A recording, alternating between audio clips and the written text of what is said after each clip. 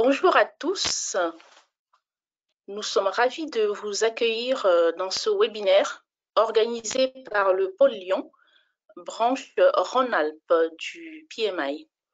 Vous savez que depuis le début de la crise du Covid-19, le PMI France vous offre des webinaires régulièrement. Ce sont des conférences proposées par nos branches et pôles auxquelles tous nos membres sont invités. Ce webinaire sera enregistré dans son intégralité, incluant vos questions et les réponses aux questions posées. Pour ce webinaire, nous avons 1187 inscrits et actuellement 222 participants connectés.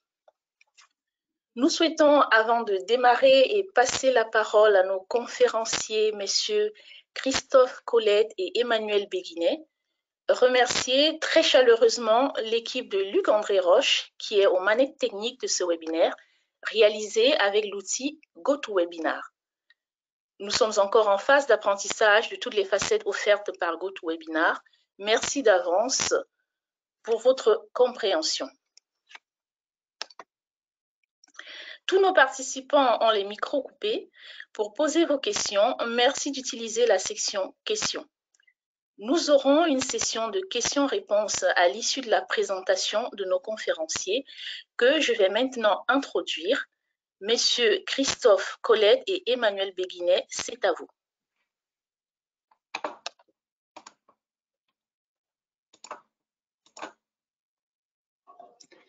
Oui, bonjour à tous. Donc Christophe Colette, ravi de participer, d'animer ce webinaire avec Emmanuel Béguinet. Donc, je suis le fondateur et le directeur de Réel, qui est une société d'accompagnement en transformation des organisations.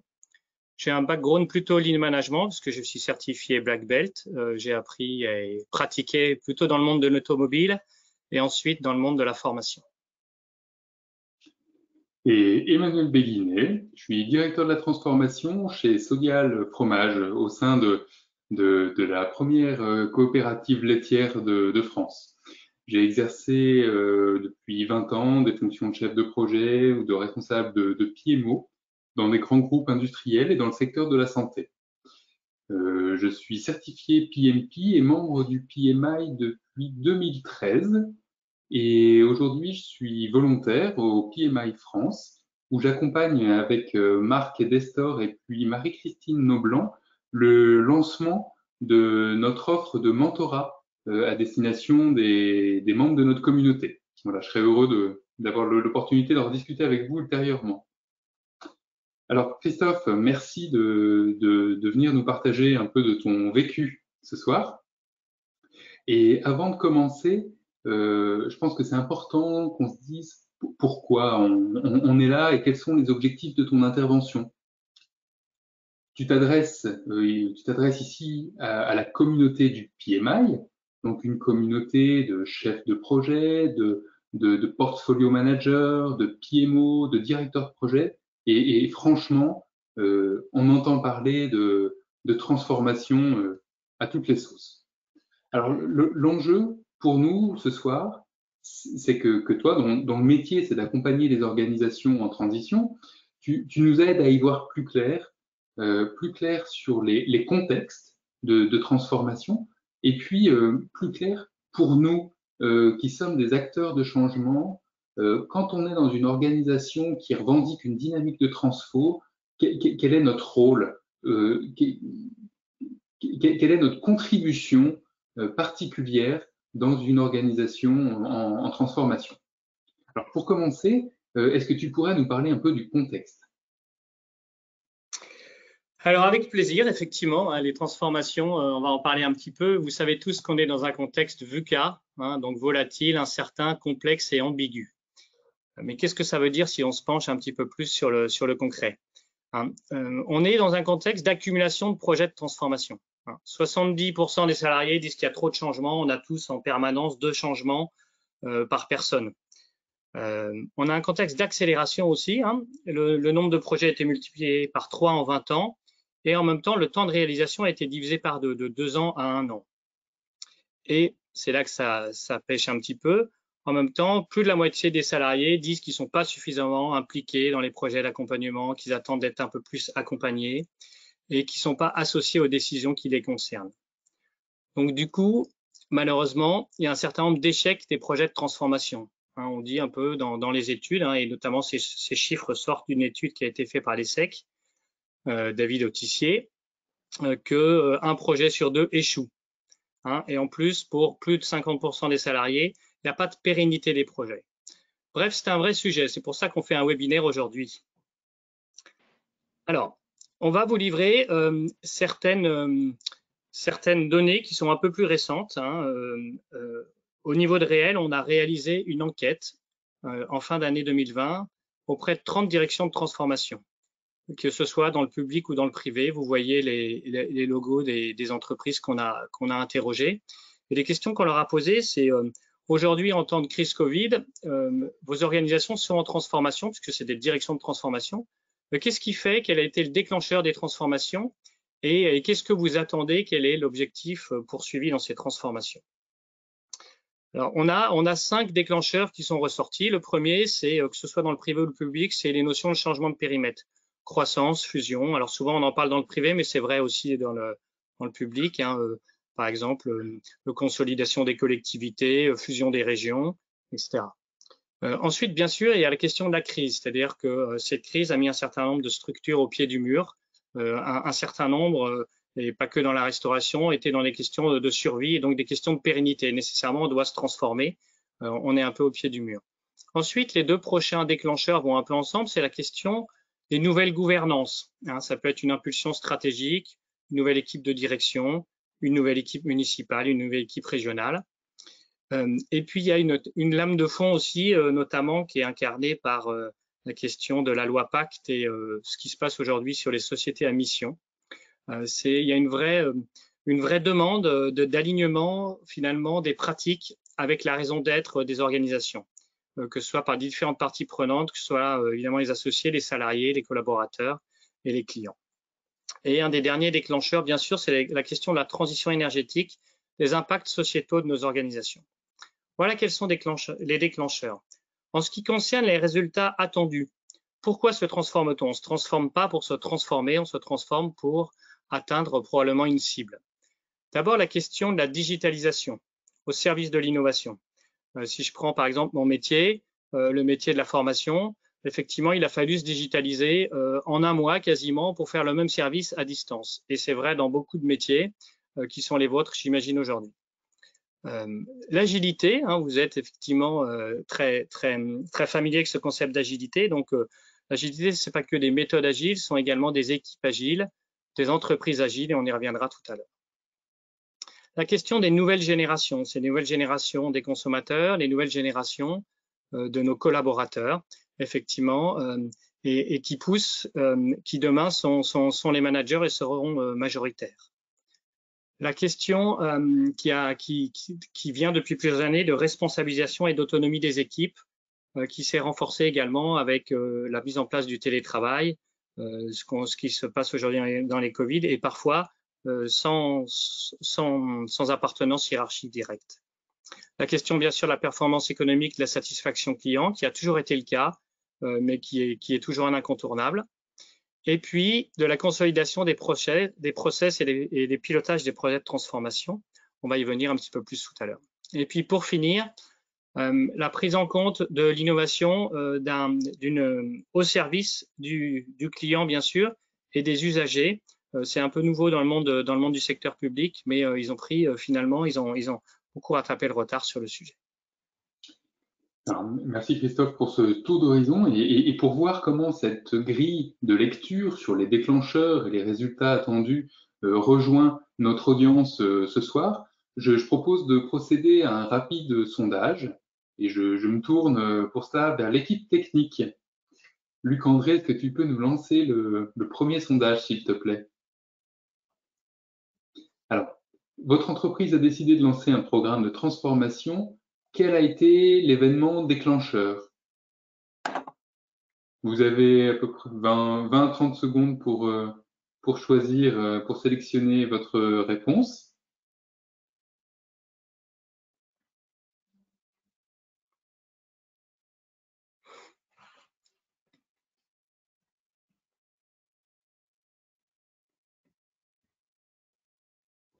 Et puis ensuite, nous passerons à la deuxième question qui porte cette fois sur les résultats attendus.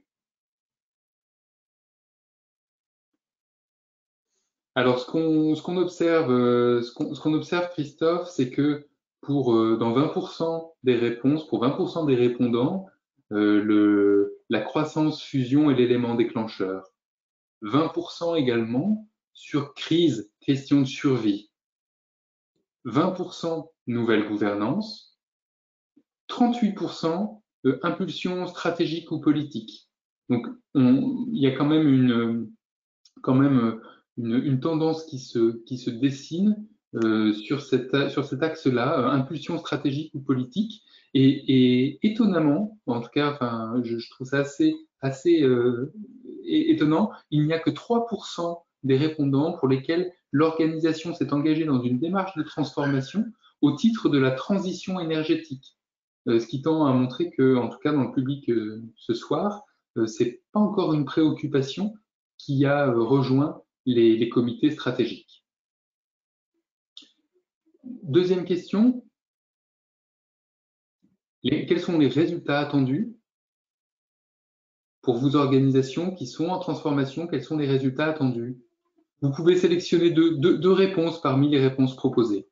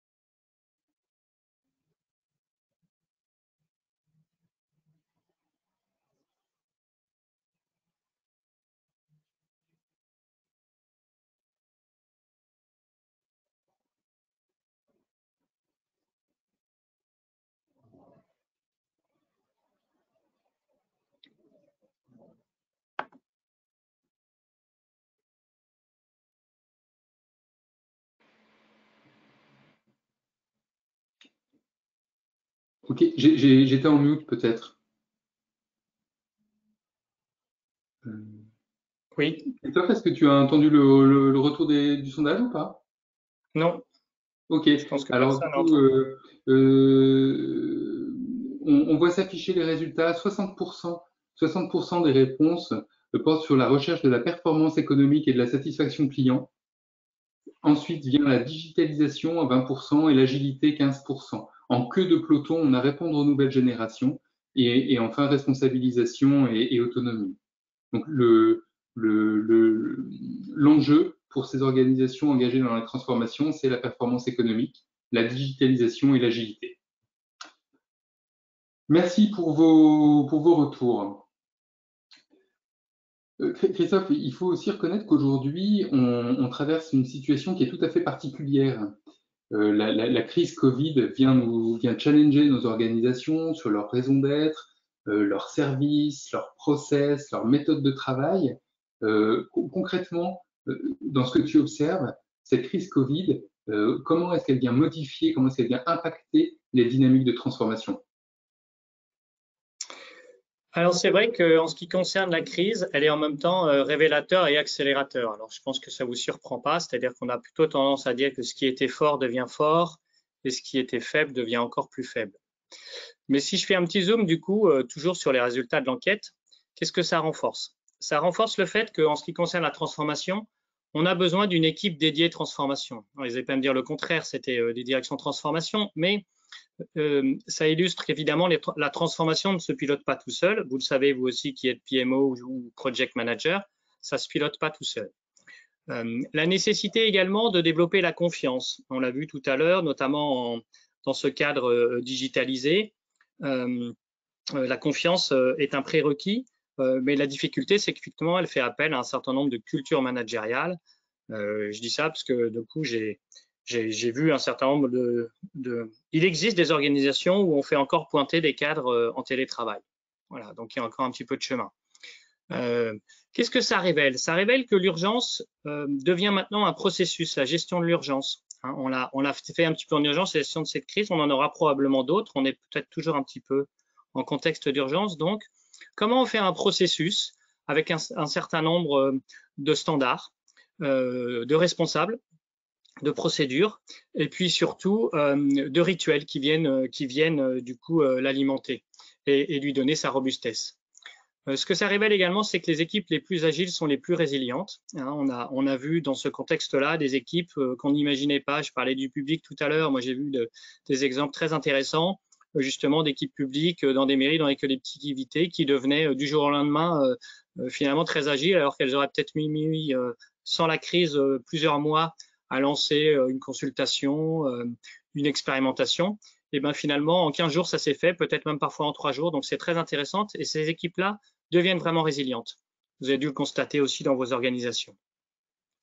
Ensuite, d'un autre ordre, plus d'authenticité et de vulnérabilité dans les relations et la culture. Évidemment, le contexte, notamment celui du home office, du télétravail, apporte une intimité finalement un petit peu différente dans les relations qu'on a les uns avec les autres, peut-être avec ses collègues, avec ses clients, avec ses fournisseurs. Et du coup, je pense que c'est une nouvelle donnée à prendre en compte, qui peut être une force, qui peut être aussi potentiellement, en tout cas, à mener avec précaution, mais ça révèle que finalement, il se passe bien des choses au-delà des processus écrits. Ensuite, ça accélère évidemment les projets de dématérialisation, hein, on en a parlé, je pense que vous le vivez. Ça accélère les questions de survie, c'est-à-dire qu'effectivement, probablement ceux qui étaient dans une situation difficile le sont encore plus, probablement ceux qui étaient dans une position de leader le sont encore plus également. Et puis ça accélère bien sûr les changements qui sont en cours. Ok. Et finalement, au-delà de ces éléments de contexte que tu nous partages là, pour toi, une transformation, c'est quoi? Est-ce que tu pourrais nous aider à définir ce qu'est pour toi une transformation? Alors, c'est évidemment pas facile de définir ce que c'est qu'une transformation. On peut dire éventuellement ce que ce n'est pas et en quoi c'est systémique. Hein. En tout cas, quand est-ce qu'on parle de transformation? Alors, déjà, si on fait en négatif, qu'est-ce que ce n'est pas une transformation? Une transformation, c'est pas une somme de projets de transformation. Donc, vous êtes tous probablement en charge de projets de transformation ou impliqués dans des projets de transformation. Un projet, ça a un début et une fin. C'est pas parce qu'effectivement il y a des projets, des juxtapositions de projets de transformation qu'on est dans une démarche d'entreprise transformante. C'est pas uniquement des projets techniques, c'est-à-dire c'est pas uniquement des projets IT, et c'est pas uniquement de la conduite de changement, comme ça a été le cas, c'est-à-dire que des projets RH qui sont pas forcément liés à d'autres projets. Donc c'est la somme de tout ça. Ce n'est pas ça, mais c'est en même temps cela également. Donc finalement, on pourrait dire que c'est un processus multidimensionnel, donc qui intègre plusieurs métiers de l'entreprise, hein, et plusieurs directions métiers, plusieurs projets. C'est également donc c'est un processus plusieurs projets et c'est également un processus d'apprentissage. C'est-à-dire que moi-même en tant que manager, moi-même en tant que PMO, moi-même en tant que directeur de transformation, j'apprends, voilà, et mon organisation apprend. Mon organisation apprend, on le verra tout à l'heure, on va faire un petit zoom. Si j'apprends, si l'équipe apprend, si les processus sont apprenants.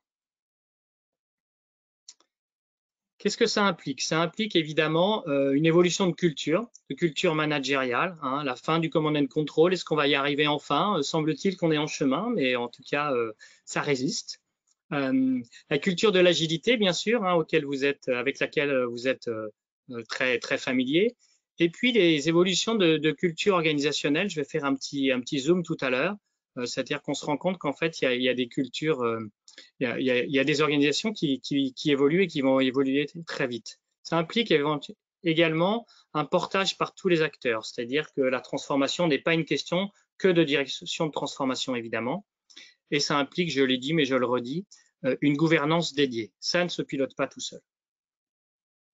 Du coup, pour conclure, est-ce que tu serais d'accord pour dire qu'une transformation, c'est à la fois un ensemble de projets techniques, le qu'est-ce qu'on fait, et soutenu par une réflexion sur la culture managériale, le comment on le fait? Oui, je suis d'accord. Ouais. Ok. Ok, alors c'est déjà plus clair donc, sur ces contextes de transformation, sur ce qu'est une transformation. Et maintenant, en ce qui nous concerne, nous qui sommes au cœur des projets, comment est-ce qu'on est amené à s'articuler avec les équipes en charge de conduire les transformations? Alors peut-être un petit zoom d'abord sur les directions de transformation. Qu'est-ce que c'est qu'une direction de transformation? Hein, vous voyez, cette planche montre que les directions de transformation, elles sont jeunes. Hein, elles ont grosso modo autour de 3 ans. Donc, c'est des fonctions récentes, hein, beaucoup plus récentes que les fonctions PMO. C'est plutôt des petites équipes, hein, en gros autour de 10 personnes, plutôt un peu moins, ça dépend. C'est-à-dire que c'est des fonctions qui sont finalement des fonctions support. Et en même temps, elles sont plutôt structurées en phase avec la stratégie.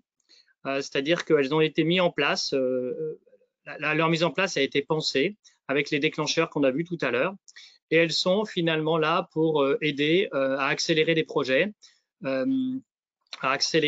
incarner des visions, à accompagner des équipes. Voilà. Donc maintenant, on va essayer de regarder un petit peu leur mission et puis en quoi il nous semble que autour de ce webinaire PMO Project Manager, vous êtes impliqués dans ces missions-là. Alors, une petite légende, là, on va voir des missions en gris qui sont plutôt les missions classiques des directions de transformation et puis en bleu clair qui peuvent vous concerner également et en bleu foncé de façon probablement un peu plus forte. On a des actes. Alors, si je commence sur des missions qui concernent finalement l'amélioration, hein, vous voyez, sur notre abscisse et des missions un peu stratégiques, les directions de transformation, elles pilotent des diags internes. Elles ont également des missions de prospective. Apparemment, vous n'êtes pas forcément dans ces missions-là. Par contre, elles pilotent des projets d'amélioration de processus, des projets Lean. Ça, vous êtes probablement impliqués. Et puis, des projets de transformation, product management et de digitalisation. Ce sont également vos missions à vous. Sur la partie plutôt changement de culture dont on vient de parler, elles animent des séminaires internes. Elles mobilisent des collaborateurs, elles participent aux prises de conscience, au changement de culture. Elles déploient de nouvelles organisations, ça vous pouvez le faire aussi, probablement à la maille des portefeuilles projets. Et puis elles accompagnent des projets d'innovation, un nouveau produit, service, client, usager.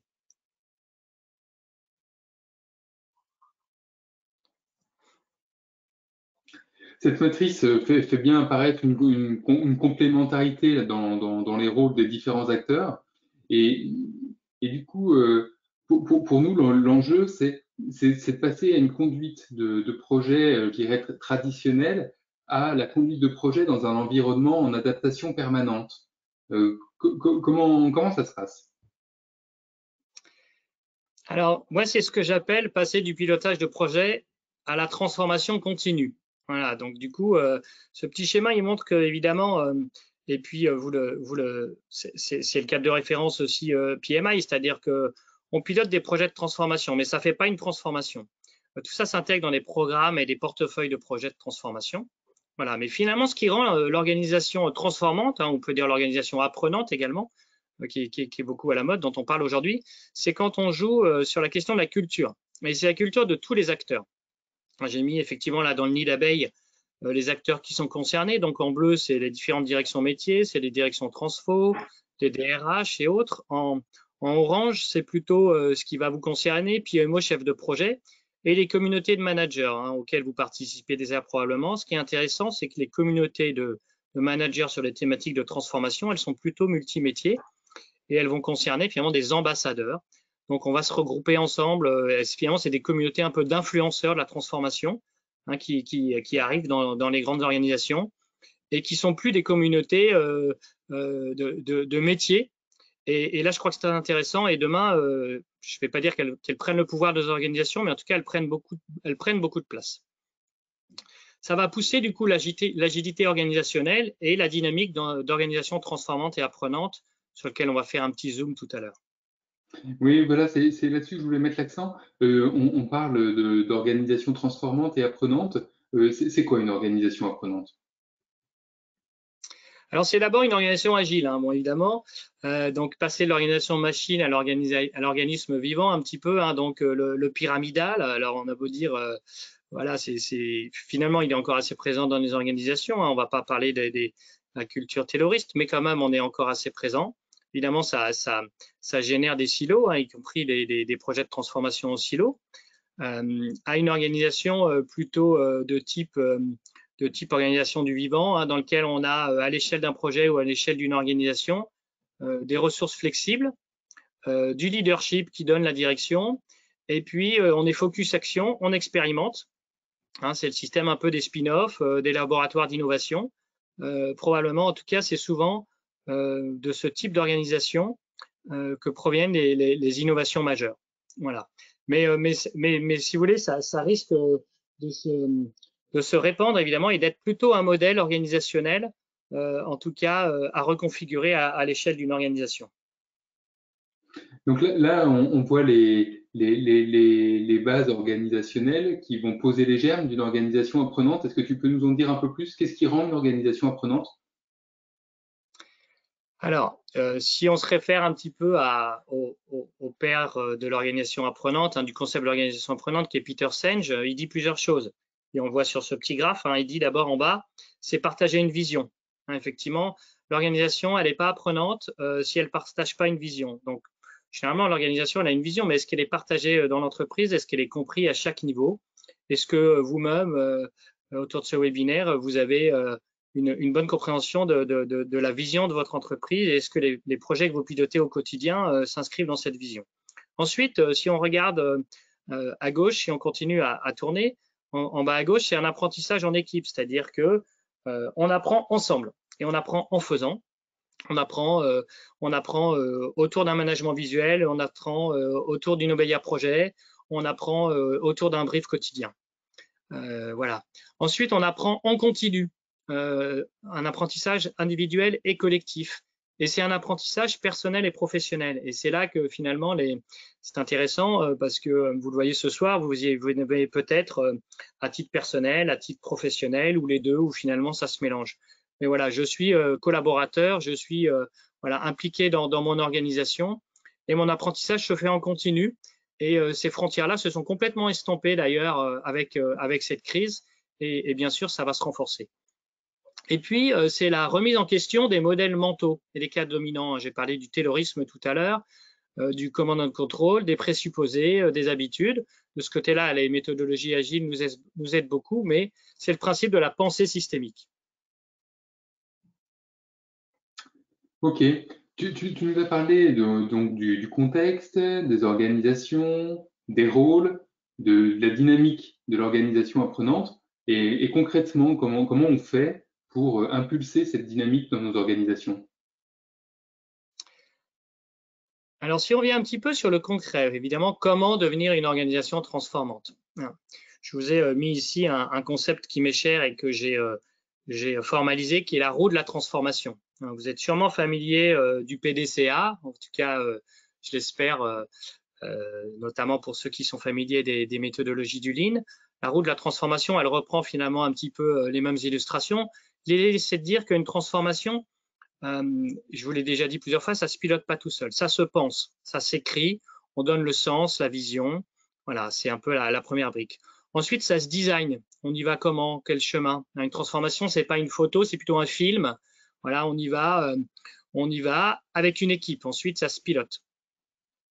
Ensuite, ça se déploie sur le terrain, ça se prouve, ça se confronte, ça se réinterroge. Et puis, on apprend. On met en place des processus agiles, apprenants.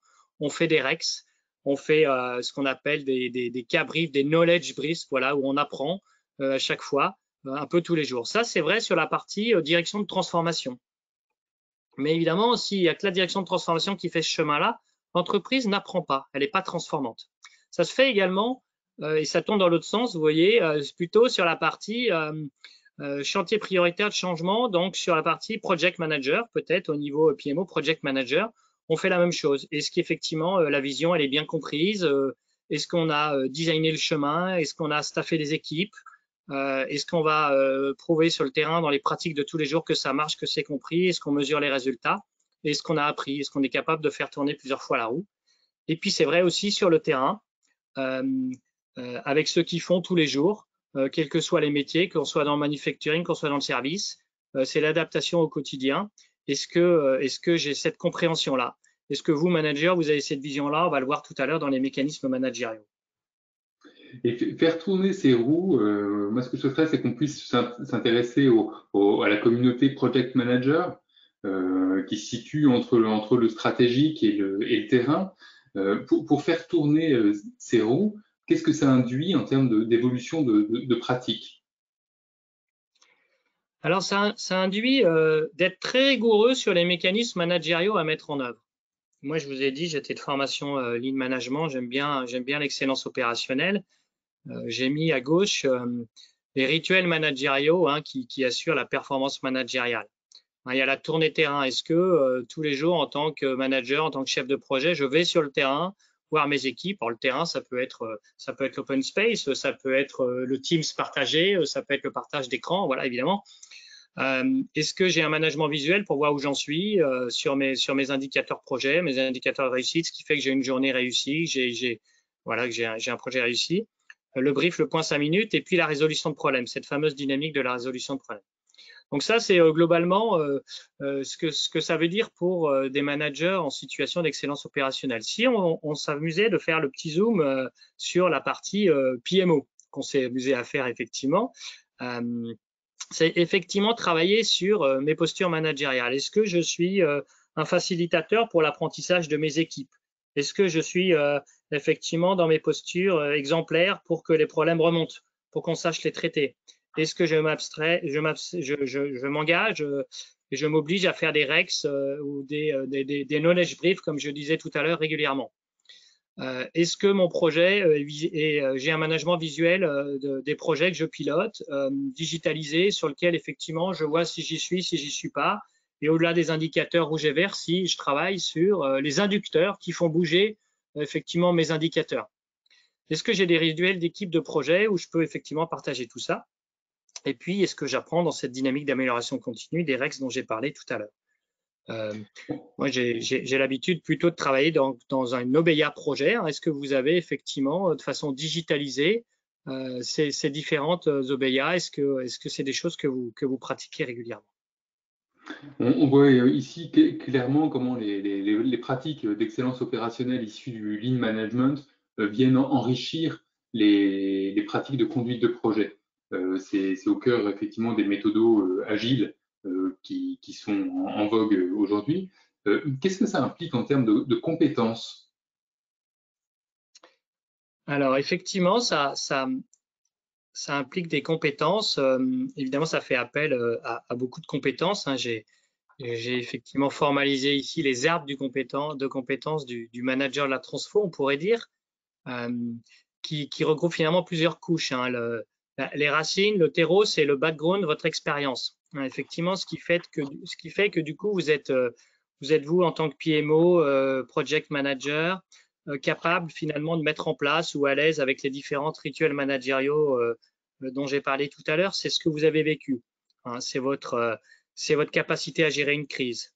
C'est avoir déjà conduit un changement, c'est votre cursus terrain, c'est votre connaissance métier, c'est votre interaction avec le management, transversal, hiérarchique, les différentes sphères de l'entreprise, la diversité de votre parcours, votre capacité à travailler en networking, en team building, votre maîtrise de l'amélioration continue et votre appétence digitale, extrêmement important aujourd'hui. On s'est tous mis très vite aux outils digitaux et effectivement, on y prend goût, on gagne beaucoup de temps probablement. Voilà, mais en tout cas, on a tous à apprendre tous les jours sur le sujet. Ensuite, c'est une partie soft skills, évidemment. On en parle beaucoup. Les soft skills, c'est quoi? Finalement, c'est les savoir-être. Ici, j'en ai mis 12. On a travaillé sur finalement les 12 compétences, les 12 soft skills un peu de la transformation. La question du courage, on parle souvent du courage managérial.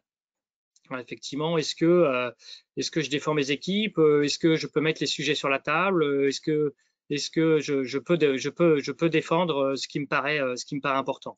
L'exigence vis-à-vis de moi-même des équipes, l'adaptation parce que ça change tous les jours, y compris les spécifications clients, la bienveillance pour accueillir tout ça, la proactivité, l'orientation résultat, ça compte beaucoup, l'agilité, on en a parlé, le leadership, l'innovation, la pugnacité. Niveau de discours, ça veut dire effectivement bon niveau de discours en fonction des personnes à qui je m'adresse, et la résolution de problèmes. La résolution de problèmes, c'est cette capacité à mettre le problème sur la table et pas à le laisser sous le tapis, et effectivement à en chercher les causes. Ensuite, la mise en œuvre, les hard skills, c'est extrêmement important. Vous voyez, c'est les branches, c'est pour ça rayonne. C'est est-ce que vous avez des standards de conduite de projet? On a parlé tout à l'heure des rituels managériaux, cette compétence digitale. La gestion des talents, extrêmement important dans l'équipe, c'est la bonne personne à la bonne place et pas hésiter à bouger en continu. On l'a vu avec l'organisation vivante, ce staffing. Des méthodes et états d'esprit du lean management.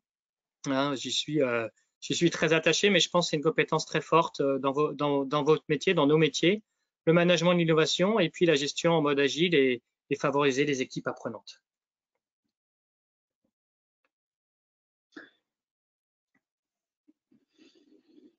Et avec ce que tu viens de nous présenter, moi ce que je retiens, c'est que les chefs de projet, les PMO sont au cœur de la transformation des organisations, en particulier parce qu'ils sont par nature en situation de management transversal.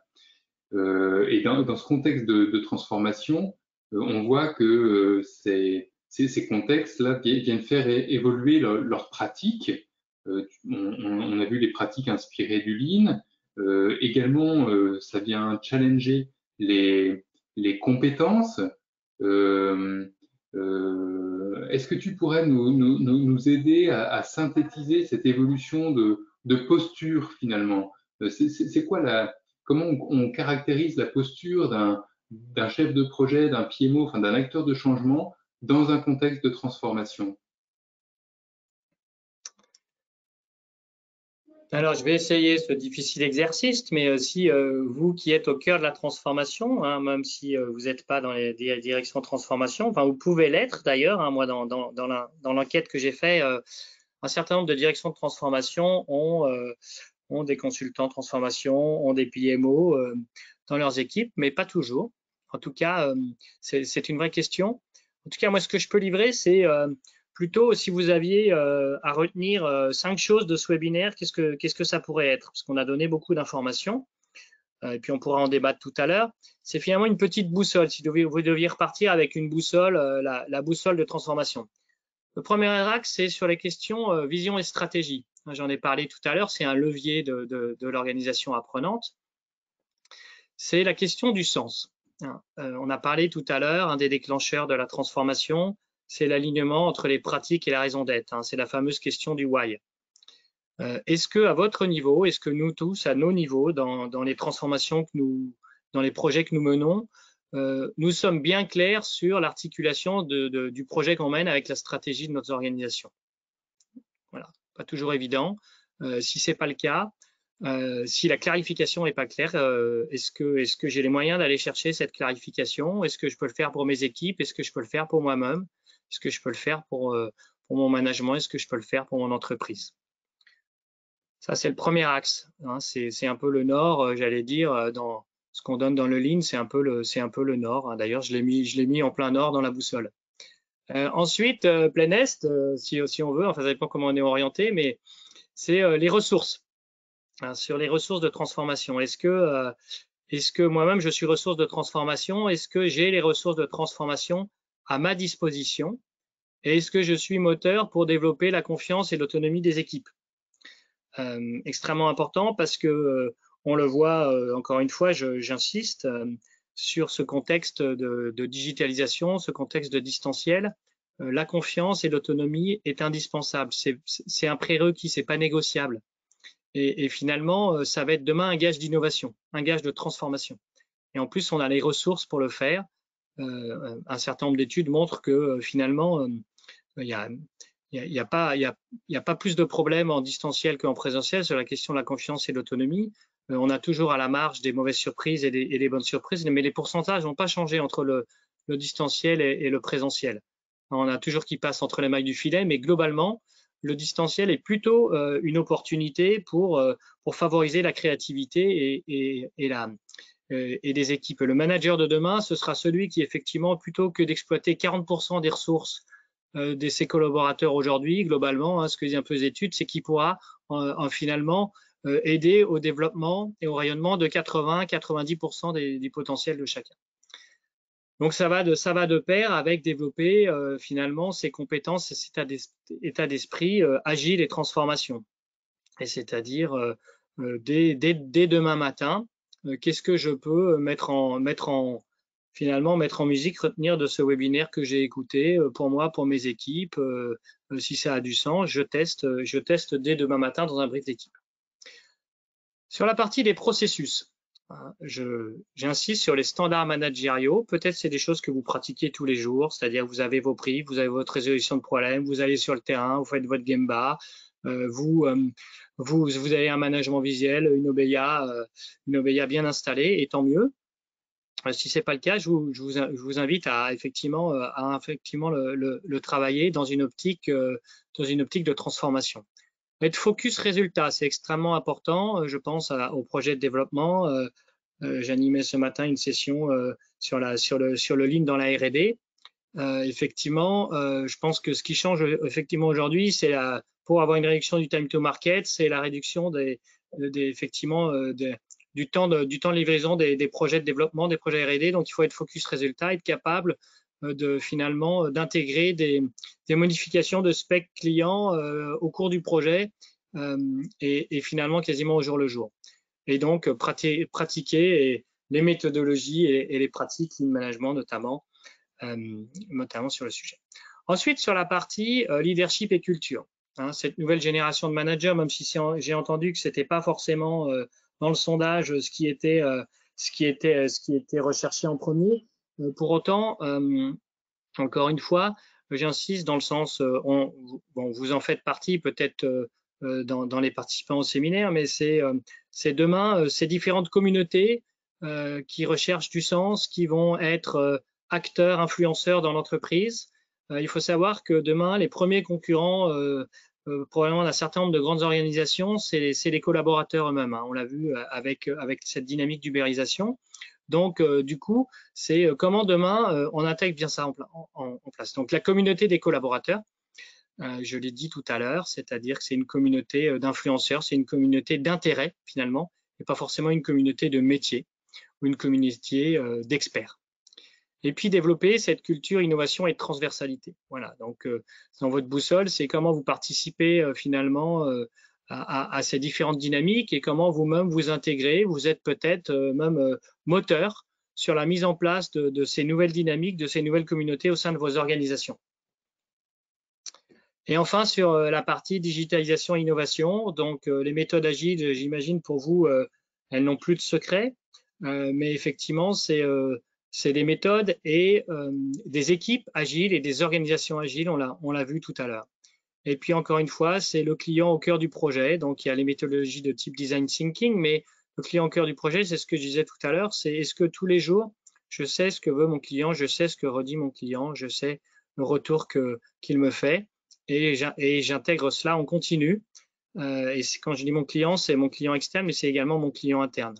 Voilà, est-ce qu'on a ces processus pour le savoir, pour le monitorer et pour du coup et pour s'adapter. Voilà, donc voyons, c'est un vaste sujet. Donc voilà, si vous avez une chose à retenir, ce serait peut-être cette petite boussole.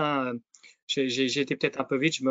S'il y en a qui souhaitent approfondir ça, je me tiendrai à votre disposition avec toute la communauté parce que c'est une boussole qui mérite d'être testée, évidemment. Eh bien, écoute, je te propose qu'on la teste justement là en séance et en lançant notre deuxième sondage, je vais inviter nos auditeurs à identifier parmi ces axes, parmi ces 5 axes, celui qui, pour chacun d'entre vous, semble le prioritaire? Qu'est-ce que vous auriez envie de développer? Sur quel axe est-ce que vous pensez que, à titre personnel, vous avez aujourd'hui à travailler pour faire évoluer votre posture?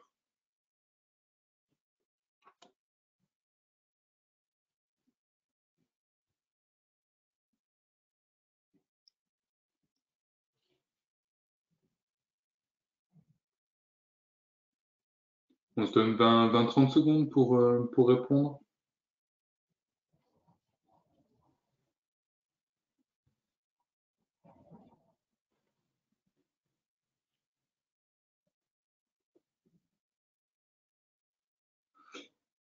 Alors, Christophe, les résultats sont les suivants.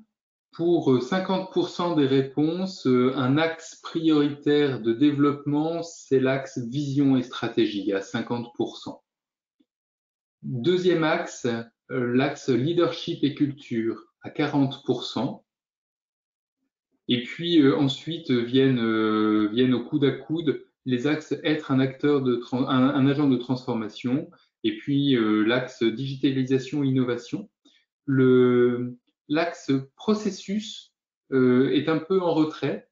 Je ne sais pas tout à fait comment l'interpréter, soit que dans le monde du projet, comme on s'embarque dans une aventure unique, peut-être qu'on est moins porteur de cette problématique d'optimisation des processus qui appartient plutôt à la vie série, ou alors au contraire, peut-être que les processus projets sont suffisamment bien ancrés et maîtrisés pour que ce soit plus un enjeu de développement. Là, il nous faudrait un échange oral pour pouvoir bien l'interpréter. OK. Merci Christophe pour ces repères, pour ces outils que tu nous as partagés, pour ces éléments de clarification, donc sur le contexte, sur les enjeux d'une organisation apprenante, sur comment on impulse cette dynamique, sur comment nous, en tant que au cœur des projets, en tant qu'acteurs des changements, on a un rôle particulier à jouer quand on s'inscrit dans une dynamique de transformation par notre posture. On a vu aussi que cette posture, eh bien, elle repose sur des compétences qu'on a à développer. Et puis, et en fin de compte, tu nous lis cette boussole qui nous permet de nous auto-évaluer finalement, et puis d'identifier pour nous des axes de développement et d'expérimentation.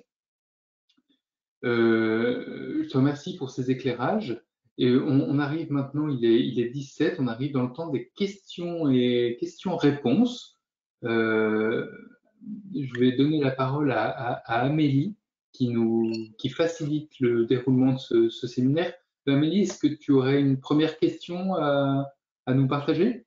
Oui, effectivement, merci Christophe et Emmanuel pour ce partage et cette présentation très riche et très intéressante. Donc, nous avons des questions de nos participants. La première est celle de savoir est-ce qu'une transformation RH, ressources humaines, donc, a comme objectif une performance économique ou alors organisationnelle? À vous.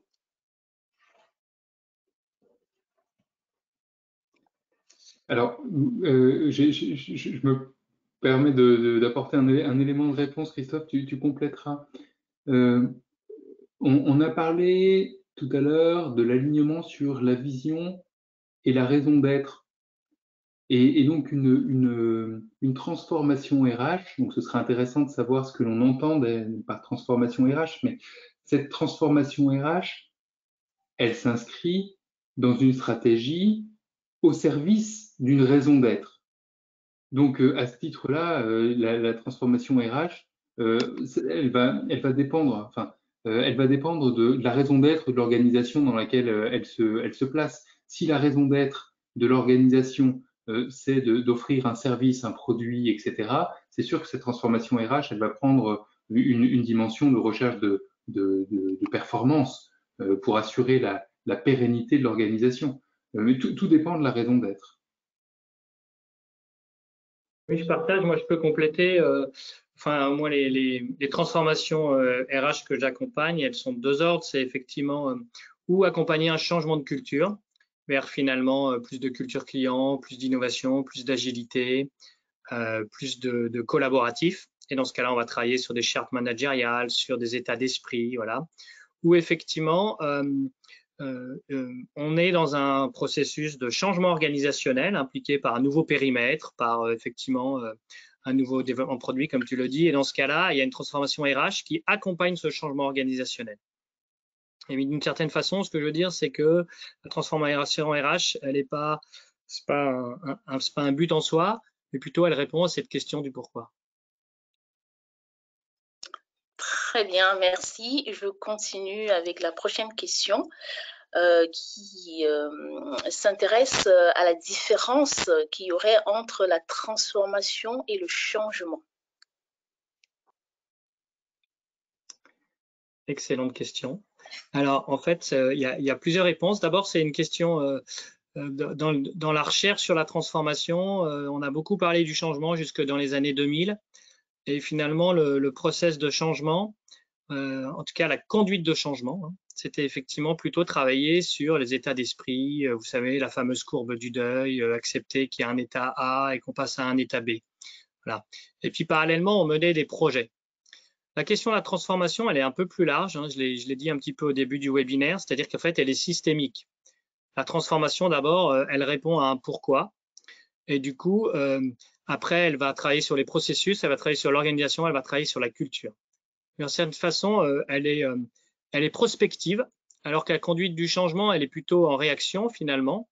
Et du coup, on va, dans une conduite du changement, accompagner un changement. Voilà. Qui est plutôt subi, même s'il peut être impulsé. Une transformation, elle est plus large parce qu'elle n'implique pas uniquement la partie conduite du changement, mais justement c'est le processus organisationnel. Voilà. Très bien, merci. J'enchaîne, les participants ont de nombreuses questions ce soir.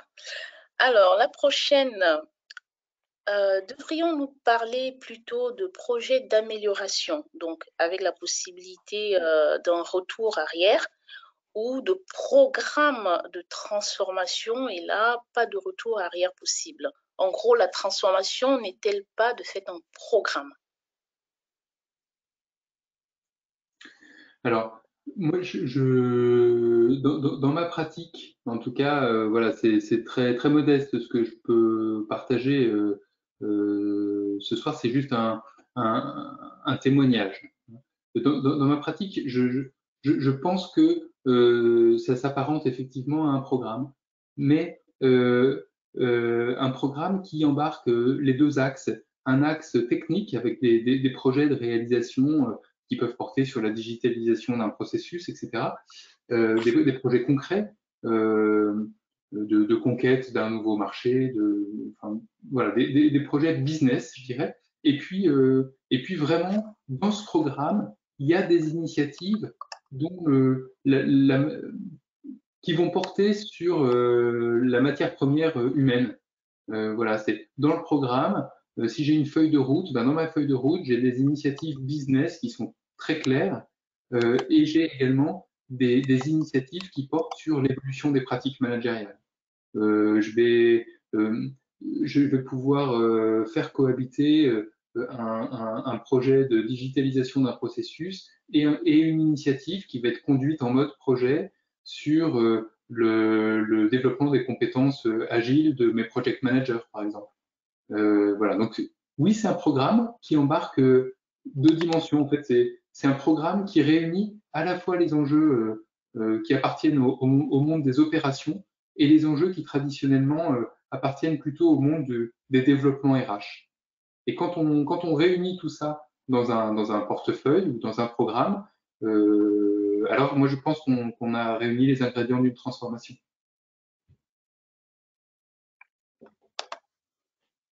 Très bien, merci.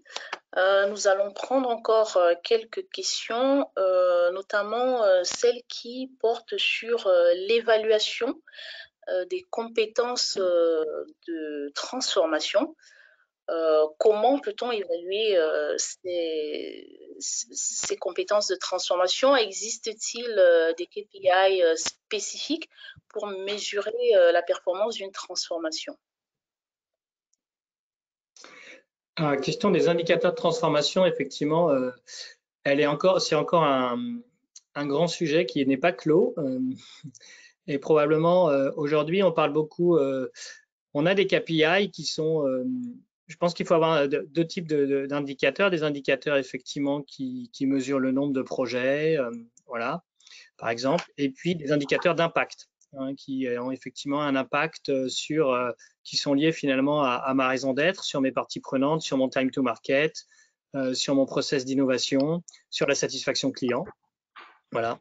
Et c'est probablement les deux. Donc, on est justement en train de construire, parce qu'aujourd'hui, ça n'existe pas encore, un label de type, effectivement, indicateur de transformation, si vous voulez, ça existe dans la RSE, ça existe voilà, sur le bien-être au travail, pas forcément sur la transformation. Donc, c'est un chantier en cours que nous pourrions d'ailleurs mener avec le PMI.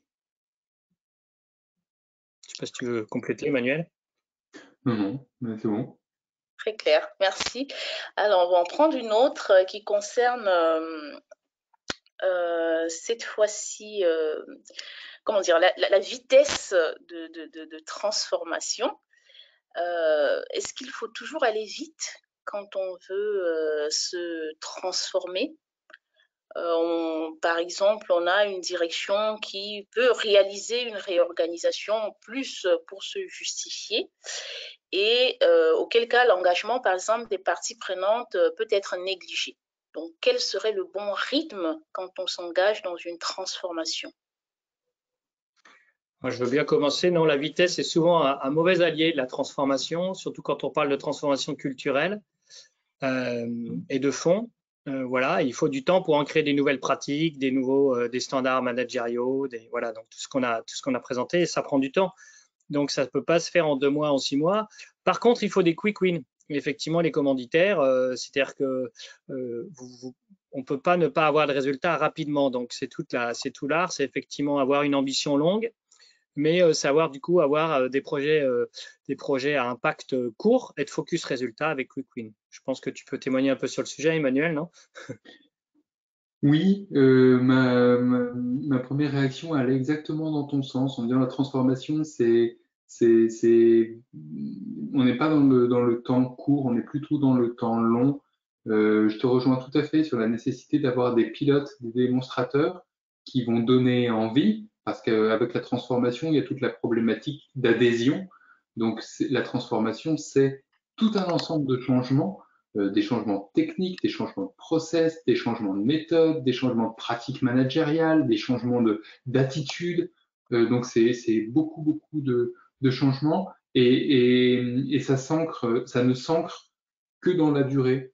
Et je crois vraiment le ferment de cette dynamique, c'est de mettre l'organisation dans une démarche auto-apprenante, dans une démarche consciente de sa démarche d'expérimentation, c'est-à-dire, tiens, on va tester cet OBEA, on ne travaillait pas avec des OBEA projets, allez, on va tester. Ce ne sera pas parfait, mais en tout cas, on va beaucoup apprendre. Alors, on démarre tout de suite quelque chose qui est pas idéal, et puis on se donne le droit à l'erreur et on s'astreint au rituel d'évaluation pour enclencher de manière irréversible finalement cette dynamique de progrès. Donc on rentre dans une démarche de transformation, mais la transformation, elle s'inscrit vraiment dans la durée. Très bien, merci à Christophe Colette et Emmanuel Péguinet pour ce webinaire très intéressant et très riche. Nous allons devoir arrêter la séance de questions-réponses. Il y a encore des questions, notamment qui portent sur la formation et sur d'autres aspects. Vous aurez bien sûr l'occasion de répondre à ces questions-là. Donc, un grand merci à nos 1187 inscrits et 516 participants à ce webinaire. Vous retrouverez sur notre site pmi.org les prochains webinaires qui se déroule notamment en avril. Et nous allons également vous donner quelques informations d'ordre logistique. Le code PDU pour ce webinaire devrait s'afficher maintenant à l'écran. À l'issue du webinaire, une courte enquête de satisfaction vous sera proposée et merci pour vos réponses, excusez-moi, afin de vous proposer des sujets en lien avec vos attentes. Nous enverrons également un mail avec le lien de replay de ce webinaire. Donc, toutes les questions que vous avez posées à Christophe Colette et Emmanuel Béguinet, répondues ou non au cours de ces webinaires, seront transmises dans l'article que vous pouvez retrouver très prochainement sur notre site pmifrance.org, rubrique conférences passées du pôle Lyon. Merci d'avoir participé à ce webinaire intitulé « Comment rendre nos entreprises plus agiles, plus apprenantes et plus innovantes de façon pérenne », organisé par le pôle PMI Lyon. Merci une fois de plus à nos conférenciers, Christophe Colette et Emmanuel Béguinet. Nous espérons que vous avez apprécié notre webinaire. Bonne soirée. Merci. Au revoir à tous. Merci. Au revoir.